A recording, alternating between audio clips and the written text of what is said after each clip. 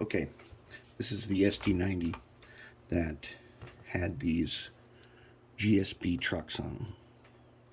I have tried everything with these things, and I understand now what the problem was and how this ended up on the junk pile.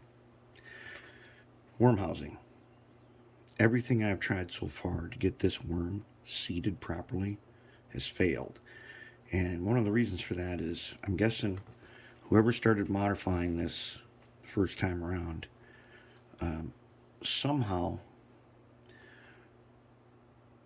it wasn't working, and they tried many different fixes. The worm gear can lift up and not make contact with spur gear, the idler, and it slips, and it just slips and slips. And I've tried shimming it and thrust washers. It was missing all of its thrust washers, and I can't get it to go without slipping.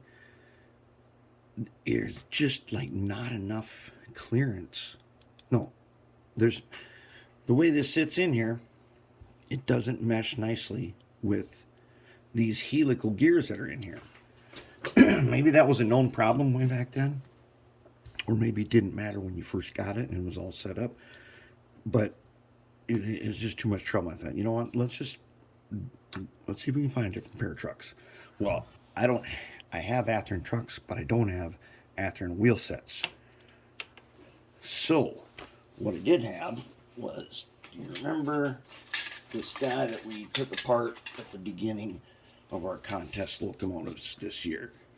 This is a Atlas Master C30-7, and I bought it this way because it had melted in its box, so I got it for cheap. And we took it apart to find out what we were going to do to scratch build a locomotive. We'll still have the trucks left over. Well, maybe we can use those trucks here. And I'll tell you what, Atlas trucks have some very interesting things that you should know about. Okay, so number one, when they pick up power, what they do is they use this piece here, and it fits over the ends of the axles like that. And then I got my wire soldered on up to my PC board. Okay, see where the wire placement is right there? It's to the rear of the truck. And this is actually the rear end of the locomotive. Okay, let's turn it around to show you the front end. Okay, so here's our front end. Now, put this on.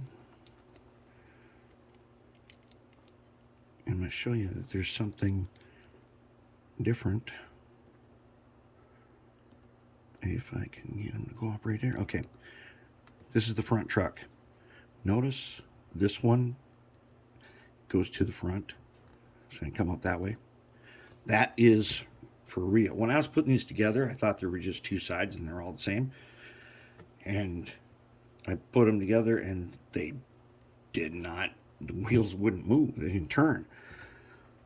And so I couldn't figure out what was going on. I would notice that sometimes I'd get one on and the wheels would turn nice, and then I'd get the other one on and it wouldn't turn at all.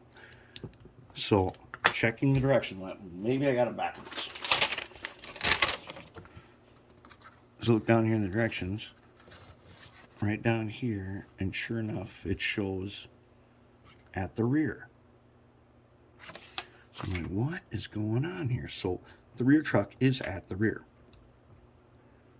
Okay, the rear one, that is at the rear. And then I'm like, well, that can't be right. They're a different way. You can barely see right there. You'll see the front one is, that little tab there is where the wires go. They are different. They have a front and rear side. So I put them on, and then they rolled nicely.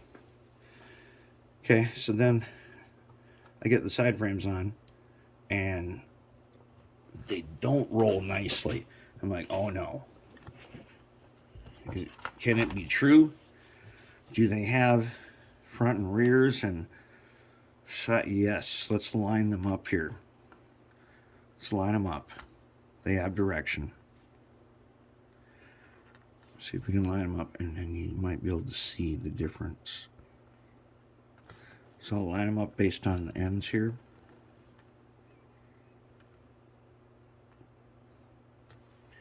It's not just left and right, I think, because when you get them on there, they look off, and once again, wheels don't want to roll right. So if I have these lined up perfect, now can you see? Let's see. Let's get these down here so you can see. Okay, now I'm going to kind of move them. They're not identical. So you can see that the middle axle, we've got two of them they don't line up perfect. Okay, that indicates left and right. So you can see a very slight variation in the way they line up. Like this one is right here. This is the easiest one to see. That's not perfectly lined up with the others. It's set off a little bit. So you have to figure out how to line them up. Now, to get the Atlas trucks to mate with Real Power Products, we got to use a pintle, and it's already on here. And I had to use 3 washers under it to raise it up to the proper height. So these things sit pretty low, and we are just barely. In fact, these things right here, on at least the front end, I think it's the front end here, one of them's going to have to get clipped off because it hits frame. That's how low these are. And this, this frame here is very thick. So that's what we got to do. And then we're good to go because now it's all wired up. And here's the other thing. When I was programming these, the ones with the Athearn trucks, when the motor turns to the right, they move to the rear. With the Atlas trucks on here, it moves the way you expect it to. The Athearn trucks have an extra gear, they move the other way. And these move the correct way. Facing to the right, motor turns to the right, locomotive moves to the right. Good to go. So we'll get this worked out. If I still cannot solve the stiffness problem and the derailing problem, where one wheel is coming off, what I'm thinking next is I would cut here and I would solder on a wire across here so that these were a little bit independent. Because these axles, look how much play they got. Tons. They should be really, really good, but this stiffens them up a lot. But let me get this back together, and then we're going to go test it. And the other two are already over there waiting. We're going to test them on the track. That's something to think about. The Atlas, they're directional, and each truck has a different setup, and side frames have to be matched. And then you should be good to go.